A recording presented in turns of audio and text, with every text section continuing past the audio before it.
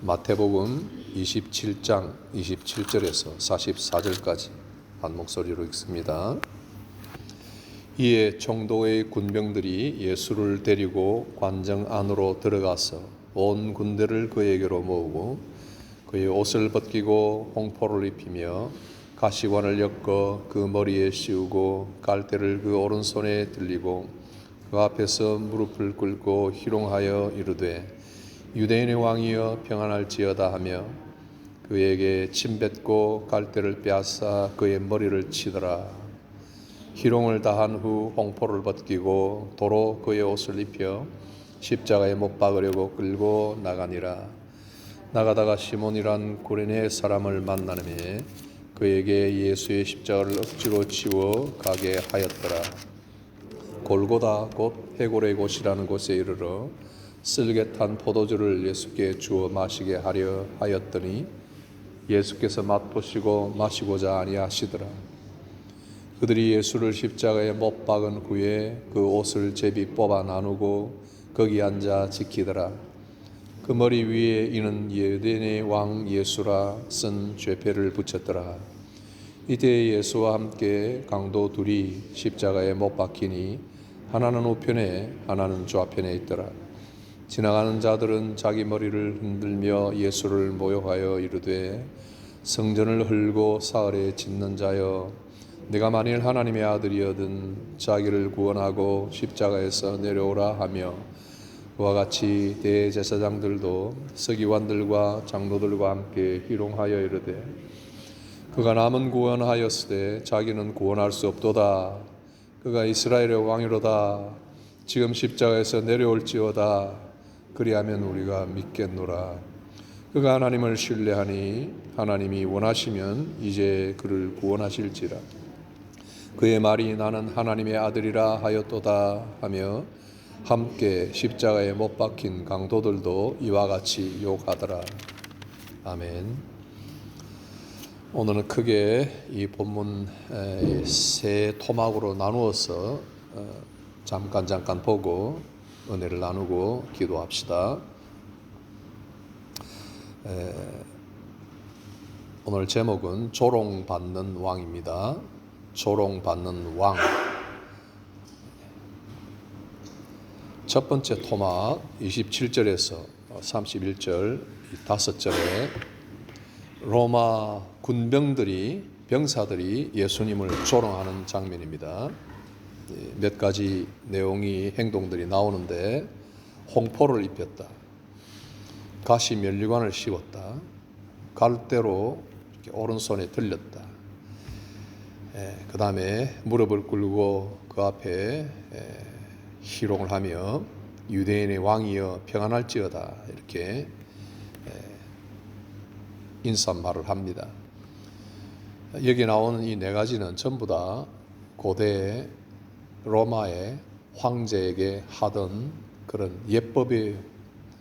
또 홍포는 자주색, 이 홍색 이런 물감들 그 당시에 아주 값비싸고 소중한 것이었기 때문에 황제나 왕이나 귀족들이 입는 그런 옷입니다. 그리고 왕복이나 마찬가지예요. 이 홍포를 입혔다. 왕으로 추대한 거죠. 가시 면류관을 씌웠다. 잘 아시지만 황제나 왕들이 전쟁에서 승리하고 돌아오면 면류관을 씌운 것 알죠? 월계관, 면류관. 글래디에이터 영화 보면은 그 황제가 머리에 쓰고 있는 그 월계관 아시죠? 그런 걸 씌워주는 것. 그 다음에 갈대를 이렇게 손에 들렸다. 왕들이 가지고 있는 홀 있습니다. 지팡이. 왕이니까 지팡이를 가져라 이거죠. 갈대를 주었다. 그리고 무릎을 꿇고 문안을 합니다. 황제에게 와서는 무릎 꿇고 아베 시저 하면서 그렇게 문안하듯이 평안할지어다 헬라어로 이렇게 이야기를 합니다. 이건 전부 왕에게 하는 충성 맹세고 왕을 추대하는 그런 모습이에요. 진짜 왕으로 생각했습니까? 아니죠. 왕으로 자칭하는 이 이 예수, 사형수, 이 보잘것없는 이 한 인간에 대해서 로마 병사들이 아주 무례하게 모욕과 수치를 퍼붓는 겁니다. 그리고는 갈대를 나중에 빼앗아서 어떻게 했다고 그랬죠? 머리를 쳤다. 갈대를 휘두르면서 예수님을 때립니다. 십자가 이전에 이미 십자가로 상징되는 모든 예수님의 고난은 수치와 모욕이에요. 우리 성도들, 우리들이 저나 여러분이나 세상 살면서 가장 힘든 게 뭐예요? 우리의 마지막 자존심이에요. 그죠? 우리가 생각하는 소위 나에게도 가오가 있다는 거예요. 그죠? 근데 그거 딱 건드리면은 그때 우리는 거기에서 꼭지가 뒤틀리죠. 다 참고 의인처럼 호인처럼 살아가다가 내 약한 어떤 아킬레스, 내 마지막 보루, 나에게 모욕감을 준다. 목사에게 모욕을 준다. 목사에게 돈이나 밝히는 사람이다. 라든지 이렇게 어떤 방면으로 이야기할 수 있지 않겠어요? 여러분들에게 마찬가지죠. 돈이나 밝히는 장사꾼이다. 이런 식으로 말이죠. 아무것도 할 수 없는 사람이다. 이런 식으로 사람에게 모욕감을 주고 너는 안 돼. 라든지 그때 배가 고프고 힘이 없고 돈이 없고 이게 문제가 아니라 가오가 떨어지면 모욕을 당하면 아무도 못 견뎌요. 그냥 어디서 뛰어내리고 싶고 그죠? 모든 것을 포기해버리고 싶고 그런 마음이 우리들에게 있잖아요. 예수님이 당하신 걸 한번 보세요. 이게 로마 군병들에 의한 것이요. 그 다음에 제가 좀 넘어가서 마지막 세토막이라고 했는데 마지막 부분에는 이제 39절에서 44절 마지막 절까지 지나가는 자들입니다. 진짜 아무 상관없는 사람. 종교적으로 어떤 소신이 있었던 그런 사람들도 아니고 대제사장이라 하나님을 모욕한다. 이건 신성 모독자다. 이단이다. 그래서 없애야 된다. 이런 무슨 종교적 신념이 있는 것도 아니고 지나가는 사람들. 영화로 치면 그냥 엑스트라예요. 옛날 같으면 돈을 받는 엑스트라가 아니라 그냥 쿠폰 하나 받는 그런 엑스트라들. 그런 지나가는 행인들까지 모욕을 했고 종교 지도자를 물론이죠. 심지어 뭡니까? 강도들까지 십자가에 못 박힌 강도들도 이 처지에서 예수를 같이 욕하더라. 이게 마지막 절이에요. 그러면 거기에는 충성스러운 그리스도인이 하나도 없나? 아니죠. 예수님의 어머니 계셨고요. 요한도 있었고요. 거기에 신실한 여성들이 있었어요. 남자들이 때때로 보면은 큰 소리나 치고 하지만 급할 땐 다 도망가고 주로 여성들이 오히려 남아있는 게 참. 그래서 장로보다 권사들이 더 훌륭한지 모르겠어요. 좌우간 이런 사람들이 있었지만은 그러나 그 사람들이 한 게 뭐예요? 아무것도 할 수 없고 그 폭도들, 군중들 모욕하는 그 상황 속에서 내가 가진 소신들 말할 수도 없고 그 모든 것이 패배감, 좌절감, 실망감, 절망감 이제는 끝이구나 하는 거예요.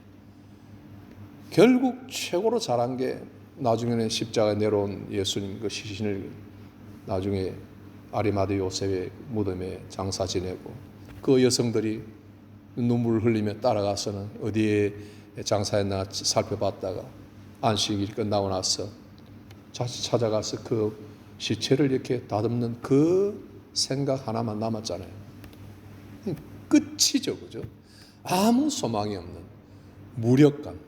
그러니까 이 세 번째 토막에서 보면은 모든 사람, 첫 번째 로마의 군병을 포함해서 모든 지나가는 사람, 강도까지 신실한 믿음의 여성들, 제자까지 모든 인간이 전적으로 무능 그리고 전적으로 부패, 전적 부패, 전적 무능, 아무것도 못하는 이런 인생들, 그것을 철저하게 고발해주고 보여주는 것입니다.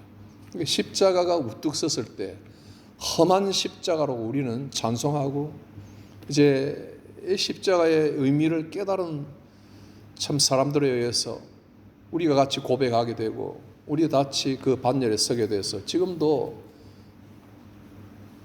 저와 여러분이 무슨 지혜가 있고 무슨 덕망이 있어서가 아니라 하나님의 성령의 은혜로 이 십자가를 이제는 붙들고 사는 사람, 십자가가 우리의 중심이라는 것을 알고 사는 사람이 됐죠. 그렇지만은 이 십자가는 모든 사람들을 환하게 다 비춰주는 빛이, 그 십자가 아래 모든 인간이 다 벌거벗게 되는 거예요. 그 숨겨진 죄성이나 부패성이나 혹은 무능함, 설령 중생을 입은 자들이라도 항상 십자가 앞에 서면 참 나는 무익하다, 무력하다, 충성을 다해놓고 10년, 20년 충성을 다하고 평생 40년 충성을 다해도 돌아보면 그 십자가 앞에서는 나는 참 아무것도 아니구나, 나는 무익한 종이었을 뿐이구나, 그저 주인이 시키는 것을 했을 따름이니 내한테 무슨 사례가 필요하냐, 이런 고백을 하게 되는 거죠. 십자가는 모든 것을 다 밝혀주는 거예요. 아무리 자기가 건재했다 해도 십자가 아래에 서면 제대로 그 십자가를 보면은 결국은 십자가를 통해서 내가 부패한 것과 무능한 것만 보이는 거예요. 그래서 우리가 이 십자가를 봄으로써 참 믿음으로 보는 것이 많이 생깁니다. 그리고 제가 양쪽도 도막을 했는데 중간에 27장 32절에서 38절 사이에 여기에는 유대인의 왕이라고 죄패가 이렇게 붙어 있는데 여러분 잘 보십시오. 유대인의 왕이라고 조롱한다고 붙였지만은 이것이 바로 하나님의 섭리예요. 이것이 하나님의 영광을 드러내는 방편이에요. 사람들은 패악하여 엉뚱한 짓들을 저지르지만은 하나님께서는 그것을 통해서 오히려 예수님이 참된 왕이다, 지금 십자가에서 피 흘려 돌아가시는 그 못 박힌 예수가 유대인의 왕이라는 것을 보였습니다. 그러니까 빌라도하고 종교 지도자들이 이 부분 가지고 논쟁을 했잖아요. 저거 떼세요, 저거 떼세요. 왜요? 거짓 선지자라고 생각하고 예수님을 죽이려고 시기하고 공모를 했던 사람들이 가만 보니까 결과는 뭐예요? 유대인의 왕이거든요. 이거는 모욕도 아니고 이거는 중요한 실책이다 생각하고 떼라고 그랬어요. 그러나 빌라도 허락을 하지 않았어요. 모든 조롱과 모욕 속에서 침묵으로 예수님은 다 받아들이시고 진정한 왕으로서 겸손과 순종을 다 드러내셨습니다. 그리고 하나님의 구속 계획을 이루셨는데 하나님은 우리를 위하여 이 계획을 이루시고 결국은 우리만을 위한 것이 아니라 이런 우리들을 통하여 영광을 받으시려고 이 일을 하시는 거예요. 이게 모든 구속의 중심은 우리에게 있는 것처럼 보이지만 결국 여기에서 다시 일어나 우리가 하나님께 영광을 돌려야 된다는 이것이 하나님의 방편이에요. 우리가 결론 맺고 기도할 그런 내용들을 같이 봅시다. 첫째, 예수님의 고난은 우리의 죄를 위한 것이다. 예수님의 고난은 우리의 죄를 위한 것이다. 우리가 기도할 때는 이 고난을 묵상하며 우리의 죄성을 깨닫고 기도합시다. 죄가 좀 떠오르지 않는 사람들은 억지로 없는 죄를 만들어서 또 회개하려고 하지 말고 나의 연약함을 생각하세요. 참 나는 무력하고 연약하구나. 참 하나님이 도와주지 아니하시면 한시도 쓸 수 없구나 하는 걸 깨달을 수 있도록 같이 기도하고 우리가 공부를 하든지 사업을 하든지 직장에서 직장 생활을 하든지 뭘 하든지 하나님의 은혜가 없이는 아무것도 못한다 하는 생각을 가지고 나의 무력함에 힘을 달라고 같이 기도합니다. 또 예수님은 세상의 기준이 아닌 하나님의 방식으로 승리를 하셨다. 이걸 기억합시다. 우리도 세상의 잣대로 희비하지 말고 세상이 성공한다고 알아주고 유명하다고 알아주는데 이렇게 이끌리지 말고 고난 속에서도 세상이 말하는 고난, 성공을 잣대를 대지 말고 하나님의 뜻에 믿음과 소망을 둡시다. 이건 우리가 다 알 수 없는 겁니다. 그러나 참으로 하나님 뜻을 잘 쫓아갈 수 있도록 하나님의 방식으로 살아갈 수 있도록 노력합시다. 그 다음에 마지막으로 인간의 죄악은 깊지만 하나님의 은혜는 더 깊다는 걸 압시다. 설령 우리가 연약하고 실수할지라도 하나님의 은혜는 그것을 다 덮는다. 다 덮으신다 하는 걸 깨닫고 이 은혜를 잊지 말고 구속의 은혜 속에서 겸손하게 살아갑시다. 오늘 우리는 하나님의 은혜에 뿌리 박고 있나, 아니면 눈 감고 기도할 때만 그렇고 일어서면 전부 내 방식대로 살아가는가, 뿌리 없이 흔들리는 그런 나무는 아닌가 잘 생각하고 성령의 인도를 따라 기도하고 살아갑시다. 제가 프린트해드린 기도 제목, 예수님의 본을 따라서 말씀 순종하고 사는 사람. 두 번째, 대한민국의 정치 경제. 대한민국의 정치 경제, 아무도 원하지도 않았지만은 또 대통령 선거를 이렇게 또 하게 됐습니다. 앞두고 있는데 정말 하나님께서 역사해 주시기를 그렇게 기도합시다. 그리고 한국 교회와 세계 교회를 위해서 같이 기도합시다. 4월 달에 부활절 앞두고 여러분 주변에 힘 닿는 대로 전도 많이 하시길 바랍니다. 다 같이 주님 가르치신 기도로 마칩니다. 하늘에 계신 우리 아버지여, 이름이 거룩히 여김을 받으시오며 나라가 임하옵시며 뜻이 하늘에서 이룬 것 같이 땅에서도 이루어지이다. 오늘날 우리에게 일용할 양식을 주옵시고 우리가 우리에게 죄의 전자를 사하여 준 것 같이 우리 죄를 사하여 주옵시고 우리를 시험에 들게 하지 마옵시고 다만 악에서 구하옵소서. 대개 나라와 권세와 영광이 아버지께 영원히 있사옵나이다.